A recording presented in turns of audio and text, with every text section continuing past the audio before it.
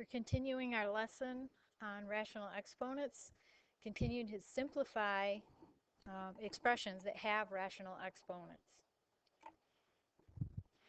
So we're going to begin by reviewing the properties of exponents, which also apply to rational exponents. So for example, if we have matching bases, then we can add the exponents. So if we had something like x squared times x cubed, we know we can add that and get x to the fifth.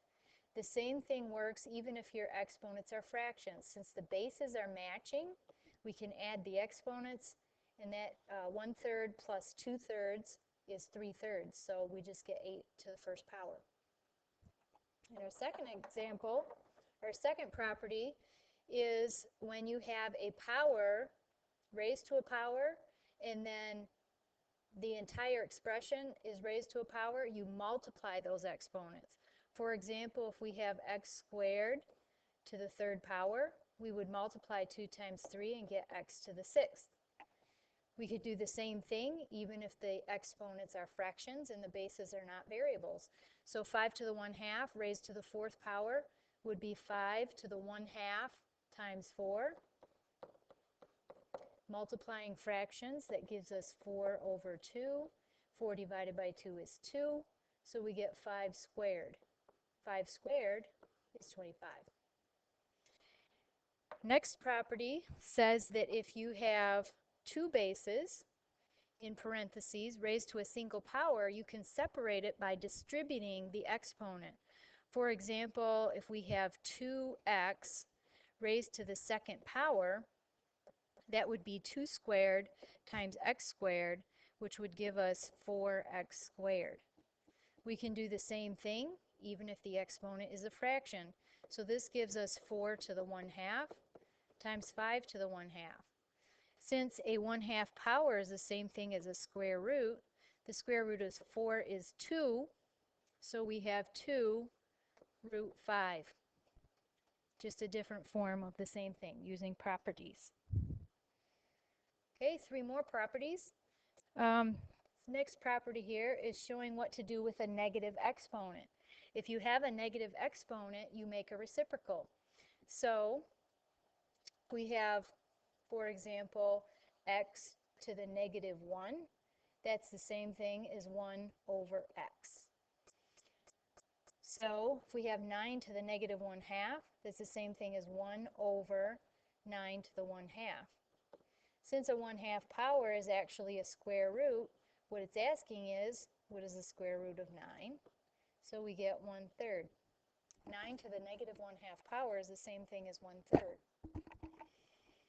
Okay, similar to the multiplication property, if we have a division problem with matching bases, you can subtract the exponents.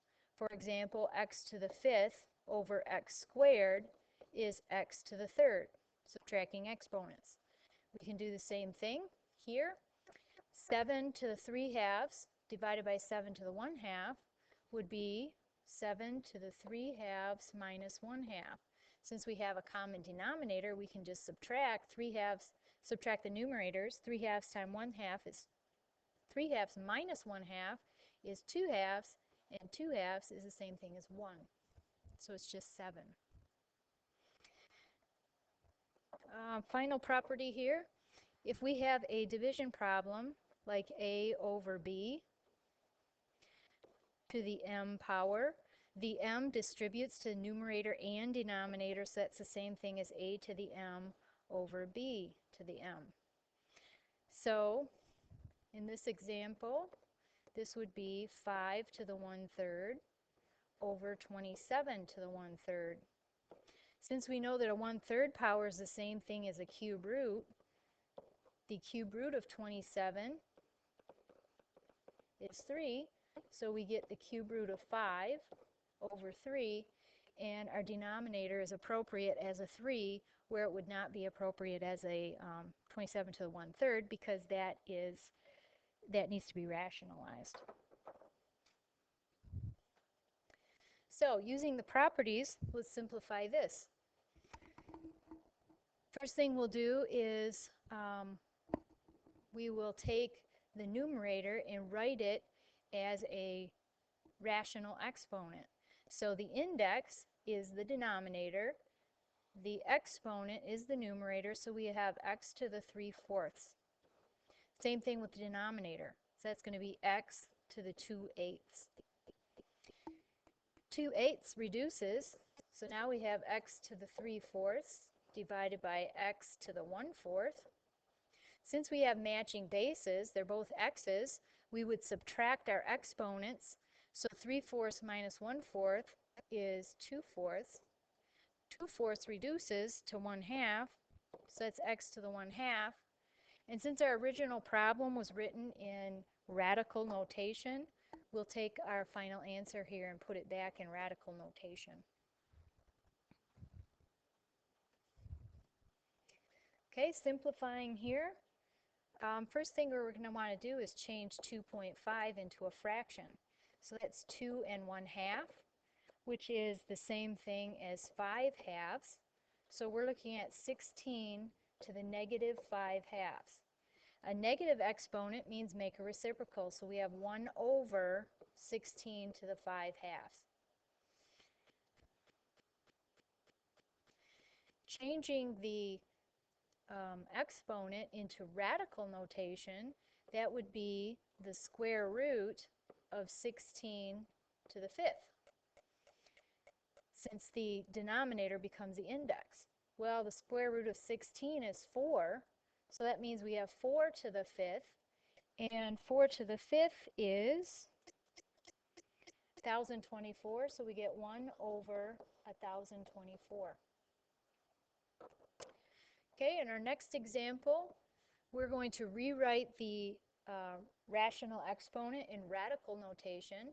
So the denominator becomes the index. So we're taking the 5th root of negative 32, and then we'll raise that to the 4th power.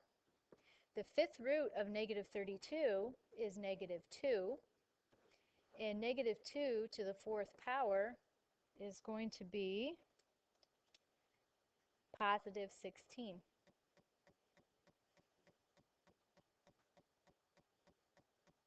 Okay, this one was difficult to type. So what this actually says is negative 8x square root of xy, and then that entire thing is to the 2/3 power. So first thing we will do is change the square root of xy, and we'll put it into exponent notation.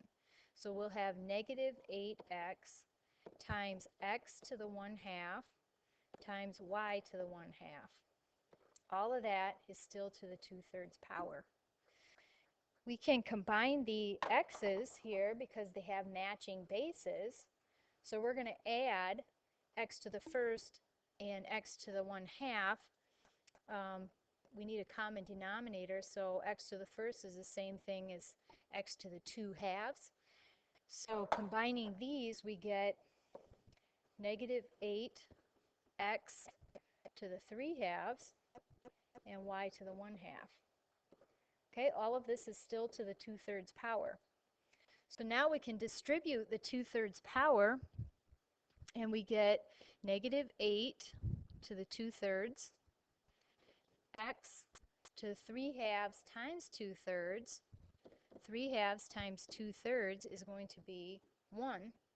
So that's just x to the 1st power, and then y to the 1/2 times 2/3, and the 2's will cancel, so we get 1/3 power. Okay, so all we have to do now is calculate negative 8 to the 2/3. 2/3 power is the same thing as the cube root of negative 2 squared, and we still have our x, y to the 1/3. So, oh, this was an 8. Okay, the cube root of 8 is negative 2. Negative 2 squared is 4. So our final answer is 4x y to the 1/3. Okay, in our last example, we're going to distribute the negative exponent. So we have 16 to the negative 3/4, y to the negative 8 times negative 3/4. 4 goes into 8 2 times, so that's going to give us a positive 6. And then the negative exponent on the 16 means make a reciprocal, so the y to the 6th will remain on the top. The 16 goes into the denominator to the 3/4 power. 3/4 power means the 4th root of 16 cubed. 4th root of 16 is 2, and we still have to cube it, so we get y to the 6th over 8. And that's the end of this lesson.